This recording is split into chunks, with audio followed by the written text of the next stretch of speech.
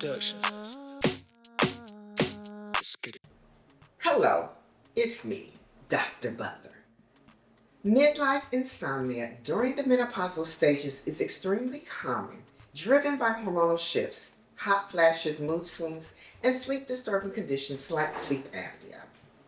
Strong sleep hygiene practices, such as keeping the sleep environment cool, consistent routines, limiting screen time, managing stress, are among the most effective first line strategies for improving sleep quality during this transition. So let's get into it. What's happening? Why is it happening? And what actually helps? Research shows that 40 to 60% of women experience sleep problems during the menopausal stages. Several psychological and physiological factors are influenced by hormonal fluctuations. As estrogen and progesterone levels decline, they disrupt the brain's ability to regulate temperature. This can lead to hot flashes and night sweats that interrupt sleep. Interestingly, these awakenings often occur even before we feel the heat, indicating that changes in the brains are not just hot flashes which are responsible for sleep disturbance. The experience of sudden heat surges triggers sweating, waking up, cooling off, then trying to get back under the covers, resulting in a repeated cycle of awakenings. Next is bladder changes. These changes don't just affect daytime comfort, they are the primary driver of sleep fragmentation, leading to chronic fatigue and brain fog. Estrogen plays a crucial role in maintaining the healthy tissues in the vaginal walls, bladder lining, and urethra. These tissues rely on estrogen to stay thick, flexible, and resistant to irritation. When estrogen levels decline, these tissues become thinner, more fragile, and more prone to inflammation or discomfort. This makes it easier for the bladder to become irritated, leading to more frequent urges to urinate, especially at night. One of the most common complaints during the menopausal stages is insomnia, which is defined as having trouble falling asleep or waking up frequently throughout the night. Midlife insomnia is different from struggles that we have in our 20s and 30s. A lack of deep respiratory rest can leave us feeling sluggish the next day.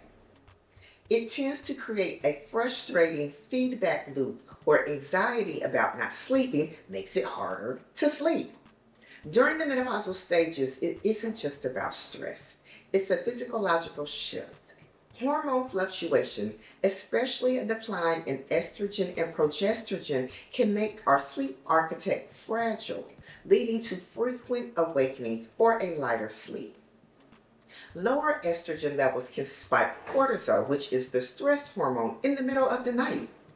This is why we can wake up at 3 or 4 a.m. and feel wide awake.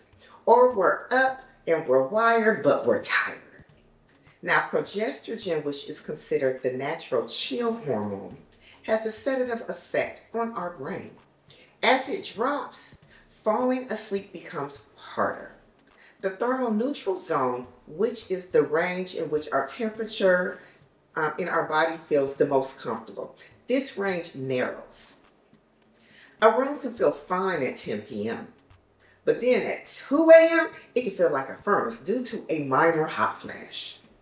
While imbalanced hormones can wreak havoc in our body, midlife insomnia may have other contributing factors. Research suggests that sleep quality naturally worsens over time. So, in other words, a loss of sleep is an effect of just natural aging, which is completely independent from the effects from declining hormones. In addition to hormone changes and natural aging, we are maybe dealing with a range of life-changing events that changes our sleep pattern. Events such as stressful events that are caused by major life challenges. Next, we want to experience a change in our routine, or we have a change in our routine, or we become less active.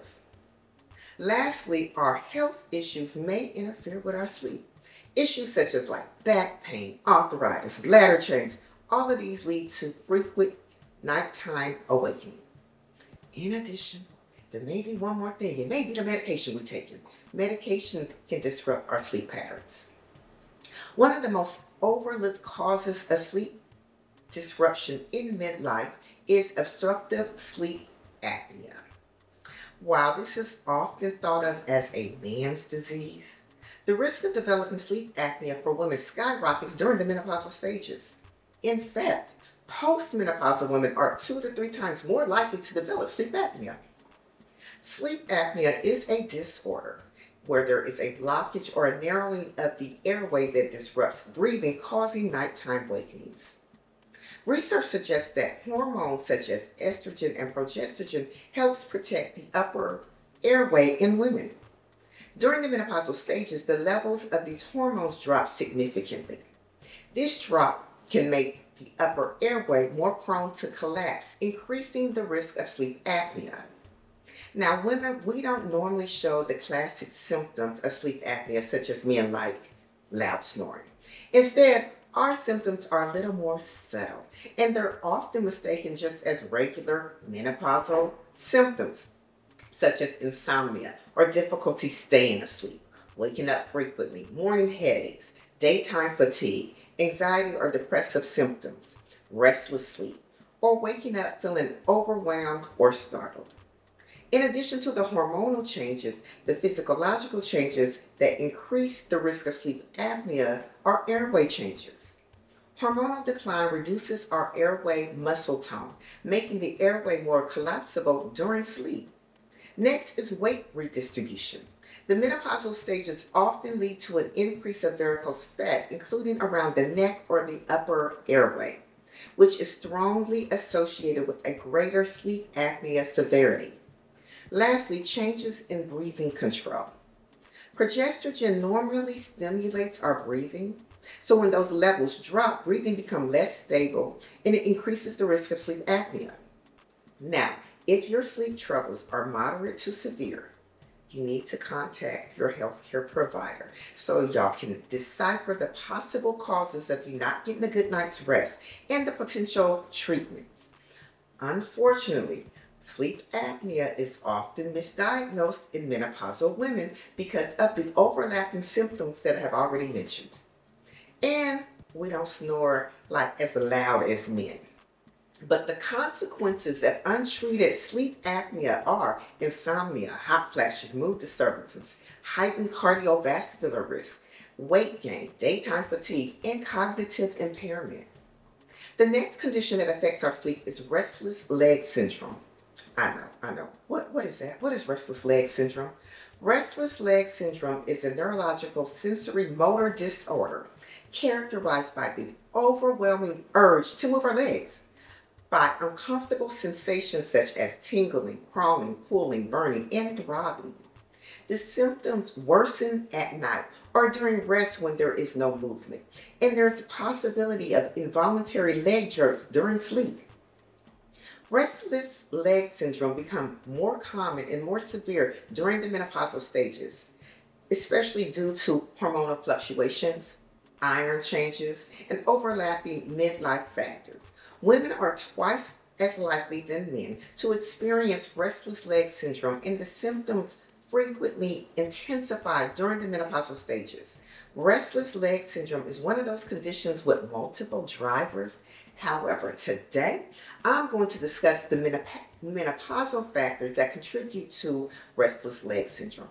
First, there is estrogen. So estrogen plays a role in regulating dopamine pathways.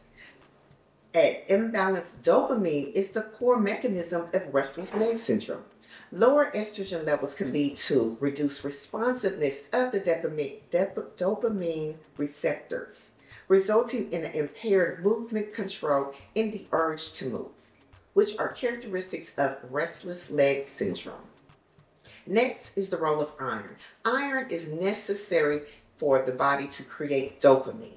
The menopausal stage is impacted in two ways. There's a change in our gut and metabolism during the menopausal changes that can impair how our body absorbs iron. Second, iron depletion from years and years of heavy bleeding during our menstrual cycle.